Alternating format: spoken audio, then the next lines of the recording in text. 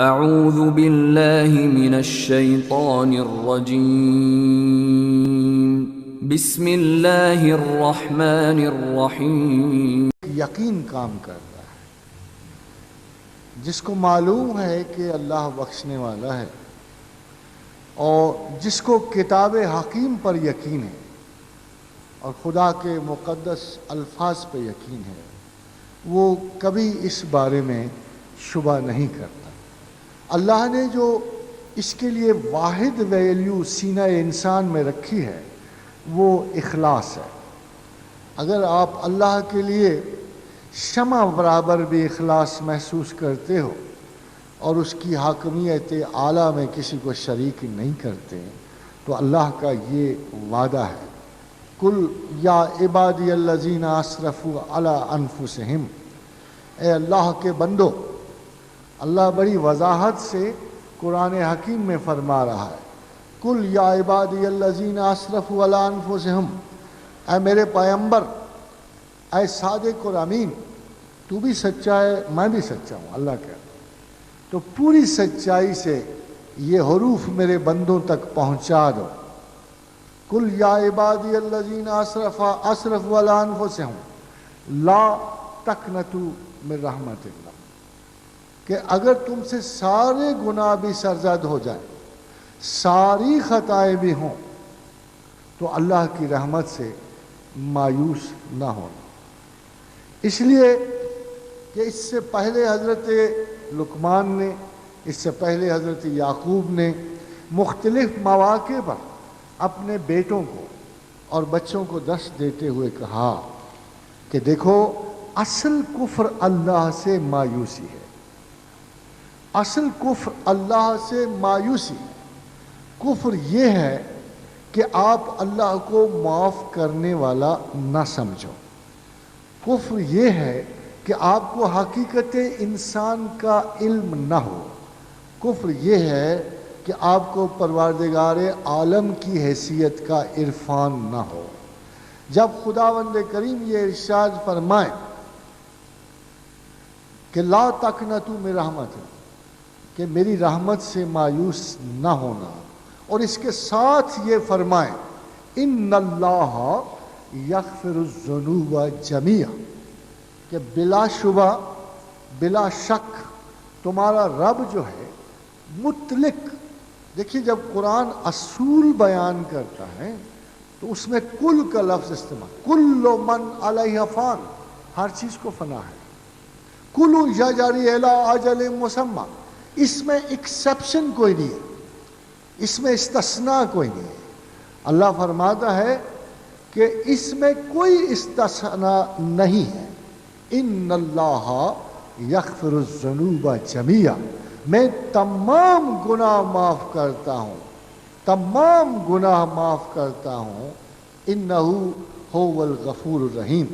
اور رحیم کے بارے میں یہ متعدد مرتبہ کہا گیا کہ یہ لفظ رحیم کا اطلاق ہی زندگی کے بعد ہوگا، اور جب رحمان و رحیم کی وضاحت ہوئی تو یہ کہا گیا کہ وہ رحمان دنیا و رحیم الآخرت ہے، کہ دنیا میں وہ رحمان ہے اور آخرت میں وہ رحیم ہے۔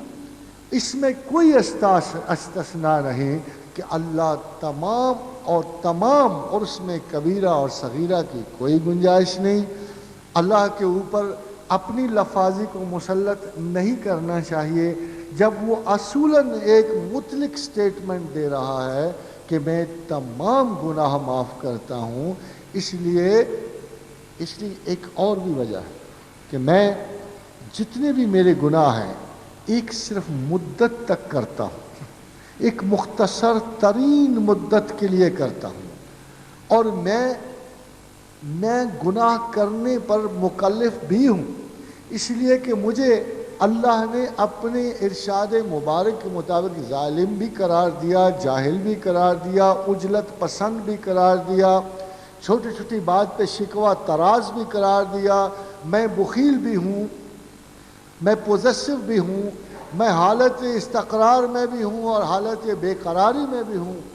تو اس حالت میں انسان سے خطا کا ارتکاب نیچرل بھی ہے، اس لیے کہ انسان کا سفر خطا سے شروع ہوا، اور اللہ کی رحمت نے اس وقت بھی، دیکھیے گناہ کتنا بڑا ہو سکتا ہے۔ ایک وہ خدا ہے جو خدا کی غیبت میں آپ کرتے ہیں، ایک وہ خطا ہے جو آپ خدا کی غیبت میں کرتے ہیں، آپ نے دیکھا ہوا نہیں ہے، آپ نے خدا کو براہ راست سنا ہوا نہیں ہے، آپ اللہ پہ یقین لاتے ہو۔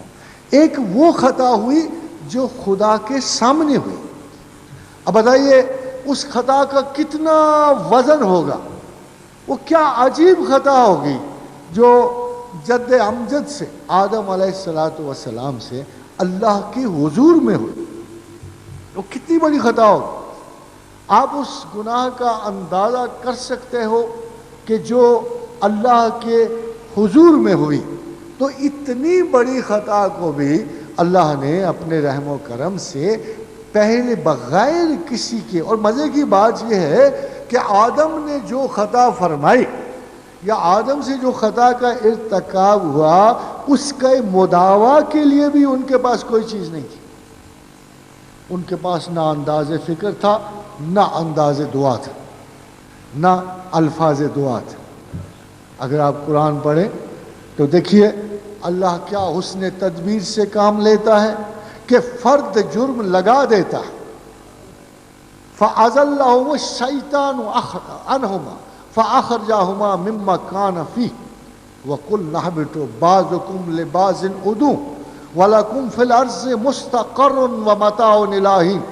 یہ تو ہوا فرد جرم اور سزا، مگر اس کے ساتھ ساتھ فَتَلَقَّىٰ آدَمُ مِن رَبِّهِ كَلِمَاتٍ فَتَابَ عَلَيْهِ، خفیہ طور پر اس احساس ندامت کے جواب، ایک ایسے شخص کی ندامت کے جواب میں جس کے پاس لفظ ہی نہیں ہے، تفسیر خیال بھی نہیں بیان کر سکتا، انداز اظہار بھی نہیں ہے آدم کے پاس، وہ اتنا مجبور ہے کہ اپنی خطا کو بھی پیش خداوند اس کی عرض ندامت نہیں۔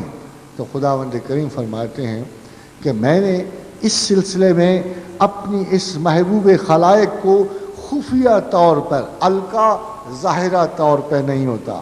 فَتَلَقَّىٰ آدَمُ مِن رَبِّهِ كَلِمَاتٍ فَتَابَ عَلَيْهِ، میں نے کہا آدم یار فکر مت چھوڑ، میں تیرا رب، تو میرا بندہ، چپکے سے ذرا ان لفظوں سے توبہ کر لے، ان لفظوں سے توبہ کر لے، اِنَّهُ هُوَ التَّوَّابُ الرَّحِيمُ۔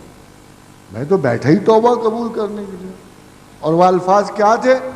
اگر آپ کو یقین نہ ہو، کوئی شبہ رہ جائے، تو ساتھ وہ الفاظ جو بیسیکلی معاہدے اور کانٹریکٹ کے الفاظ ہیں، جو خدا کے خود سکھائے ہوئے الفاظ ہیں، ربنا ظلمنا انفسنا وَإِن لَّمْ تَغْفِرْ لَنَا وَتَرْحَمْنَا لَنَكُونَنَّ مِنَ الْخَاسِرِينَ۔ اس کے بعد شک و شبہ کی کوئی گنجائش نہیں رہتی۔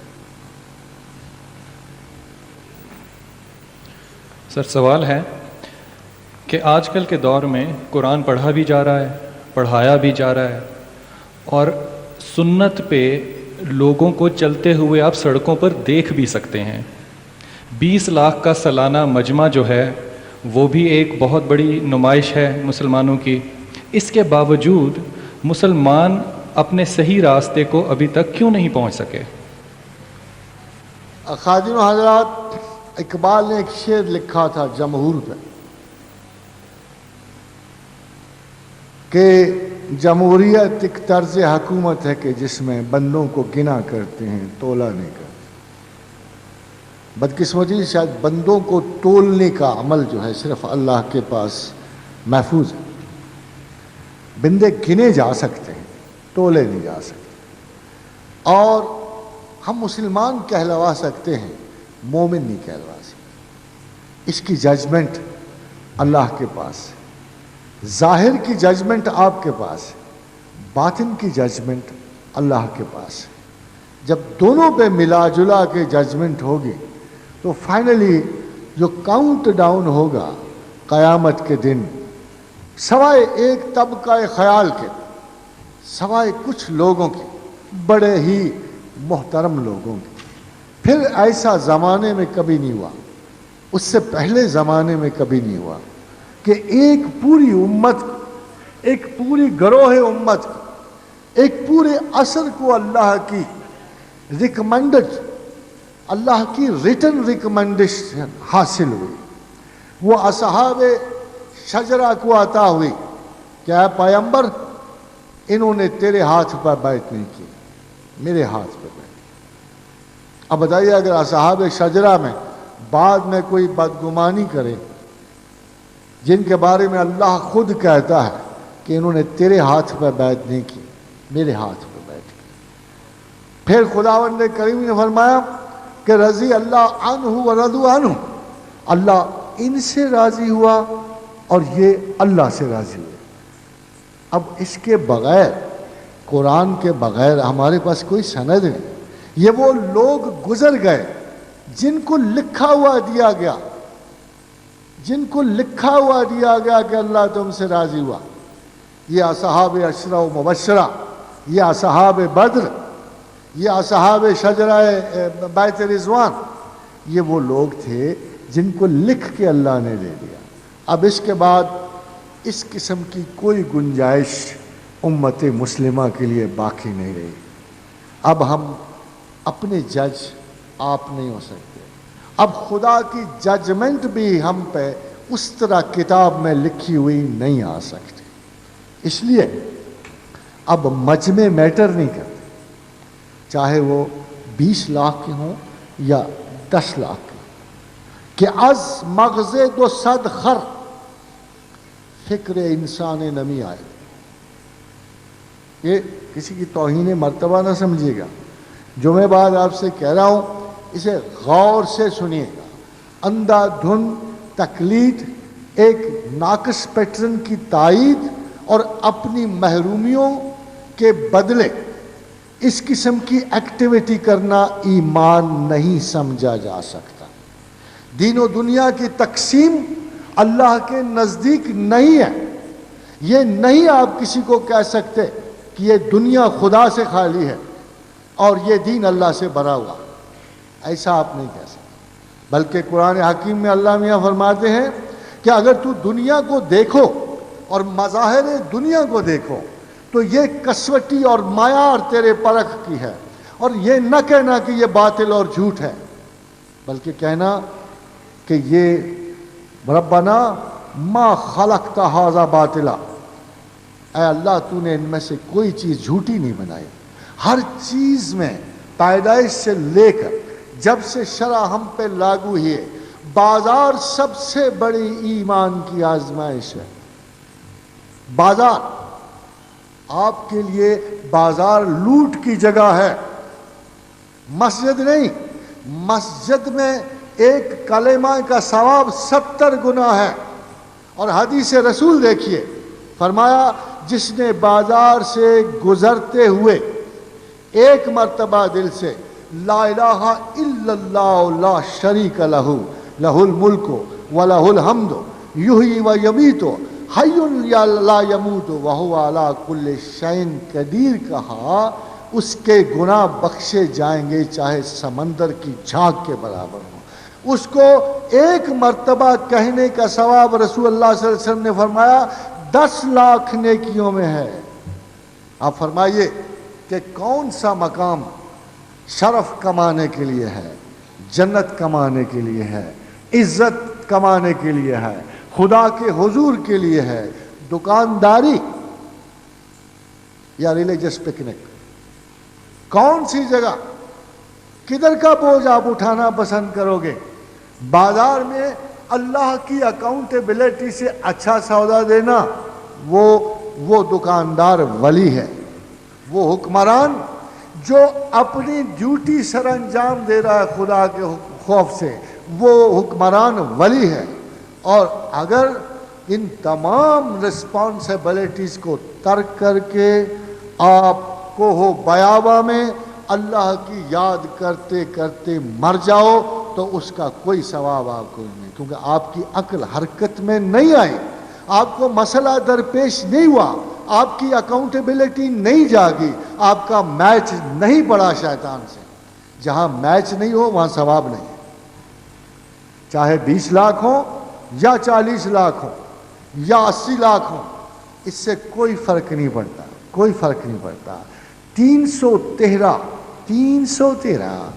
وہ محمد رسول اللہ صلی اللہ علیہ وسلم کی کرامت علمیہ کا حال ہے کہ آج میں قسمیہ طور پہ کہہ سکتا ہوں کہ ماں باپ کی وجہ سے نہیں، برادری کی وجہ سے نہیں، تقابل ادیان کی وجہ سے، خیالات کے مجادلے کی وجہ سے، میں قرآن کی وجہ سے، محمد رسول اللہ کی وجہ سے مسلمان ہوں۔ وہ جو ہمیں سبق دیتے ہیں کہ تبلیغ ایسے نہیں ہوتی، اگر وہ کرتے ہیں اور خوش ہیں تو مجھے کیا اعتراض ہو سکتا ہے، مگر قرآن کہتا ہے کہ تبلیغ ایسے نہیں۔ ادعو الی سبیل ربک بالحکمت، پہلے تجھے عقل چاہیے، حکمت چاہیے، حکمت کے بغیر خدا کی طرف مت بلا۔ یہ حکمت کیا ہے؟ آپ کا خیال ہے کہ گولیاں بیچنی حکمت؟ ہومیوپیتھی حکمت؟ حکمت علوم انسانی کی معراج ہے، علم کی ایکسیکیوشن ہے۔ علم کی ایکسیکیوشن کو، اصول کو جب مرتبہ اخلاق میں ڈالا جاتا ہے اس کو ہم حکمت کہتے ہیں۔ ایک نالج ہے، ایک ایکسیکیوشن ہے، ایکسیکیوشن حکمت ہے۔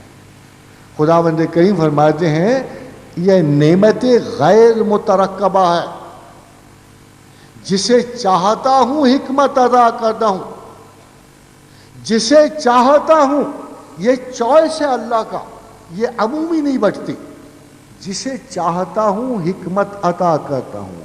وَمَن یُؤْتَ الْحِکْمَةَ فَقَدْ أُوتِیَ خَیْرًا کَثِیرًا، اور جسے میں نے حکمت عطا کی اسے خیر کثیر عطا کر دی۔ اب جو اللہ نے پابندی لگائی ہوئی ہے تبلیغ پہ وہ یہ ہے کہ جب تک تجھے خیر کثیر حاصل نہ ہو تبلیغ کے لیے نہ جا۔ ادعو الی سبیل ربک بالحکمت، پہلا تمہارا مرحلہ یہ ہے کہ تو علم میں کمال حاصل کر، اس کی ایکسیکیوشن میں کمال حاصل کر، اور پھر ادھر مقام ختم نہیں ہوا۔ ہو سکتا ہے کہ ایک شخص صاحب حکمت ہو مگر انداز بیان نہ ہو، انداز تخاطب نہ ہو، پھر فما والموعظۃ بالحسنۃ، تجھ میں کلام کا حسن بھی ہونا چاہیے، اس لیے کہ رسول اللہ صلی اللہ علیہ وسلم نے فرمایا کلام میں سحر ہے، کلام میں اثر ہے، کلام جو ہے چوروں کی طرح، یہ وہ واحد چور ہے جو ہاتھ میں چراغ لیے پھرتا ہے۔ کلام وہ چور ہے جو ہاتھ میں چراغ لیے پھرتا ہے، یہ دن دہاڑے چوری کرتا ہے۔ چه دلاور است دزد که بکف چراغ دارد، اس لیے کلام دلوں میں گھس جاتا ہے۔ اور کیا خوبصورت شعر ہے اسی چیز کے بارے میں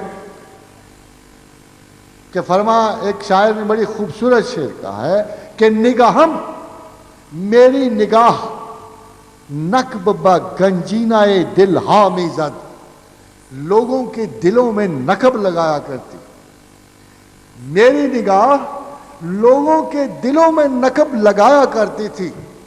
مجدباد اہل ریارا کے زمیداں رفتم، اب میں جا رہا ہوں، میرے بعد اہل نفاق اور منافقوں کو مبارکباد ہو کہ وہ تو چلا گیا جو دلوں کے خزانوں میں نقب لگایا کرتے تھے، اب تم بدی کے خزانوں میں نقب لگایا کرو۔ اس لیے یہ دوسرا حصہ جو ہے تبلیغ کا بہت ہی امپورٹنٹ ہے۔ اپالوجیٹک ہونا، مردہ تنی، مردہ دلی، مردہ کلامی سے تبلیغ کا اللہ نے حکم نہیں دیا، اس لیے کہ ان دو مراحل کے بعد ایک بڑا ٹینس مرحلہ آتا ہے، بحث و تمہیس، جنگ و جدل، کچھ تو خون الفاظ کا ہوتا ہے، بڑے بڑے لفاظ ہارتے ہیں، بڑے بڑے موجز بیان لوگ دلائل پہ آ کے ہار جاتے ہیں، تو فرمایا وَجَادِلْهُمْ بِالَّتِي هِيَ أَحْسَنُ، یہ ڈائلیکٹکس جدلیات کہتے ہیں ڈائلیکٹکس کو، کہ بحث اور مباحثے میں اگر تیری جدلیات میں کمزوری آ گئی تو اللہ کو پریزنٹ نہیں کر سکے گا. اگر ماڈرن ٹیکنالوجی پہ کوشچن آ گیا تو شاید اللہ کی طرف سے جواب نہ دے سکے. میں کچھ دنوں پہلے حضرت علامہ ذاکر حسین کو سن رہا تھا.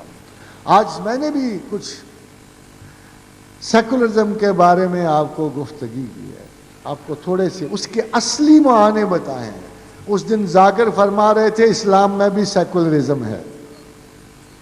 اب بتائیے, اگر عالم ایسا ہوگا کوئی ڈینائل آف گاڈ کو اسلام کا حصہ قرار دے گا